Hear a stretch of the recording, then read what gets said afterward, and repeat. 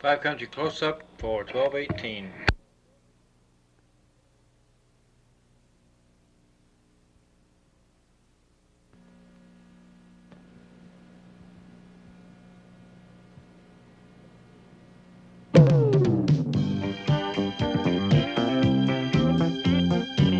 Tune on Five Country close-up on 5 TV.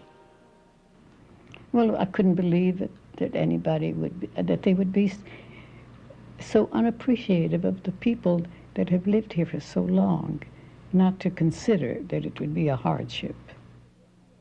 And it's a good feeling to be out on a beautiful day and to be able to run past the trees and feel the sun on your face and to just be able to know what you can do. Hey, just slip it on over there? Oh, jeez. I'm afraid to look in the mirror. You're not going to be bad at all, sir. I think I'm going to win an Oscar for this. Now, I'm Charlene Peroni. I'm Twyla Young. Tonight we have a couple of Christmas treats for you, as you can see, and a look at what some testing on elite athletes can mean for the folks who jog around the track a couple of times once in a while. But first, a visit to a Des Moines landmark that won't be with us very much longer. Charlene? Twyla, Christmas generally is a time when folks look forward by looking back, when they bask in tradition and relish the thoughts of the past. But not so with folks at the Commodore Hotel in Des Moines, where many residents have spent most of this month pulling up long-time roots and searching for a new home. I've loved living here. I've had friends here, and it's been home. It's been as much of a home as when you're a widow.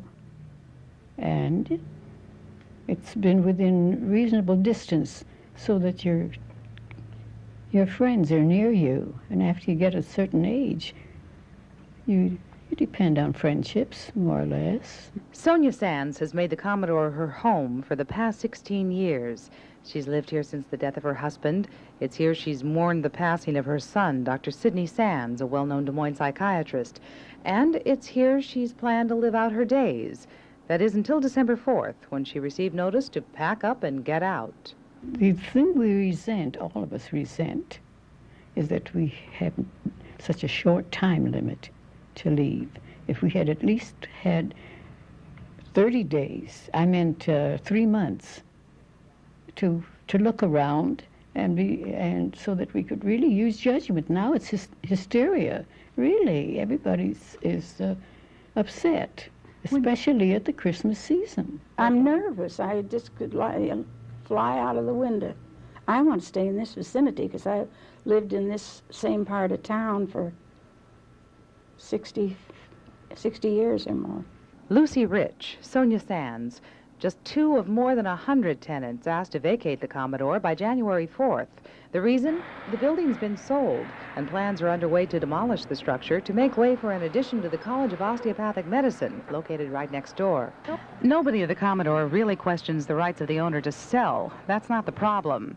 And searching for a new place to live, a new home, sure, that's tough. But again, that's not the problem.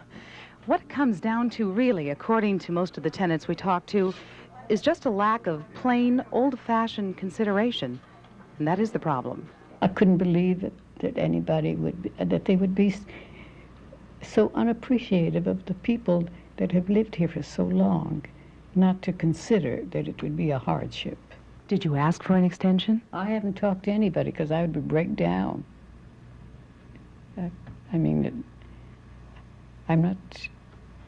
I'm talking more freely to you than I would to the hotel people, really, because with my talking to the hotel people, I would voice my resentment, I think, and I don't want to do that because I don't like to quarrel. I don't like dissent. Ed Nahas, owner of the building, admits the timing is bad, but he says upkeep on the Commodore was just too much. It came down to a choice: put a good deal of money into the hotel and bring it up to strict city codes, or let someone else take it over. I've been in and out of the Commodore ever since I was a little girl, and I've told many people, truly do, I hate to see her go. I'll be losing a dear old friend. Tell me about the feeling when you did post the notice that indeed the Commodore would be closing and these people had to find other places to go. What was the feeling when people saw this notice? Just a great, deep and heartfelt sadness. Just terribly, terribly sad that our little family was breaking up. That sadness is shared by most hotel residents, and in spite of a general feeling of disappointment right now, there's also general agreement that the Commodore has been a pretty good place to live, a place where people care. Well, we're just checking to be sure you're all right today, Kay. But these days, personalized service has taken a back seat to business, and inflation has made it near impossible to keep things the way they were. Thank you. Bye-bye. There was a very fine chef and very wonderful buffets, you know, and breakfast and lunch and dinner, and you could order things special or you could entertain. And then they had the bar, and everything was, you know, in good condition. And it's been changed. Can I tell you, it's been changed because now you have to furnish your own electric lights. Now you have to furnish your own toilet paper. You know, now you have to. The last was that the laundry, you know, that's only going to wash the laundry not as often as they used to. You know, I mean, those changes. The Commodore began its long tenure on this block in Grand Avenue more than 57 years ago. Today it's taken on the lackluster look of a building that's fallen on hard times. Once a stopping-off point for out-of-town visitors and a meeting place for Des Moines' elite, now it's home to people who treasure friendships fostered by such close living conditions. You speak to everybody in the hotel. It's a friendly. Everybody speaks to everybody. And there are some that you get very close to.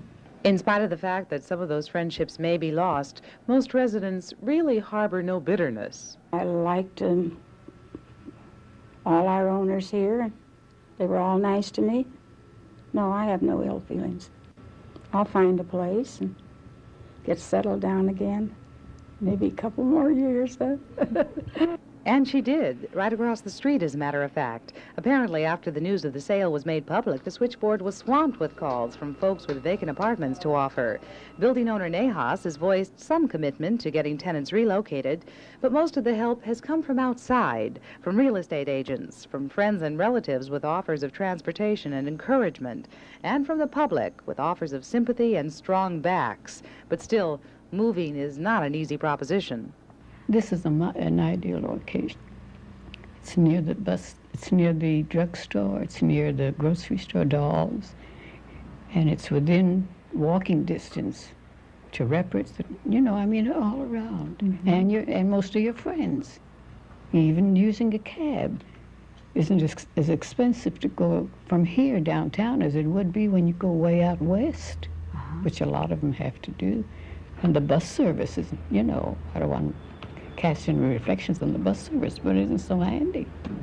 One or two have already found apartments way out, but they happen to have cars, so the location isn't as much a matter to them as it is. Winter is coming, you know.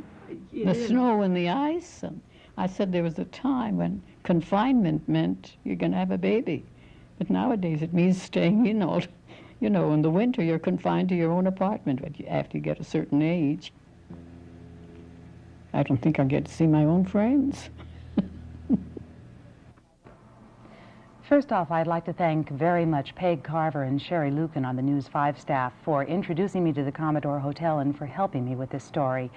You know, Twyla, the loss of the Commodore Hotel probably will go unnoticed by most of us. For future students at the Osteopathic College, it should be of real benefit. But for some of those hotel residents, it could mean the end of long-time relationships, and it certainly will mean the end of an era.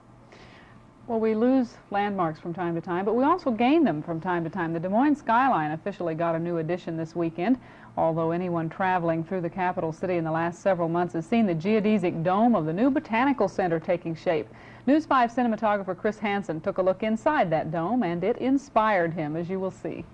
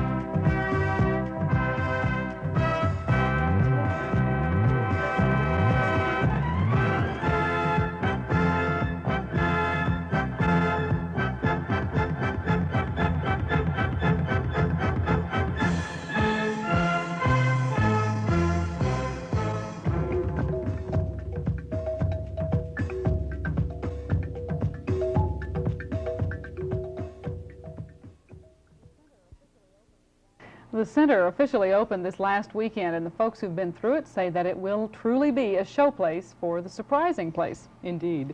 Coming up next, we'll look in on the training and testing of athletes, both the highly trained variety and the spare time jogger.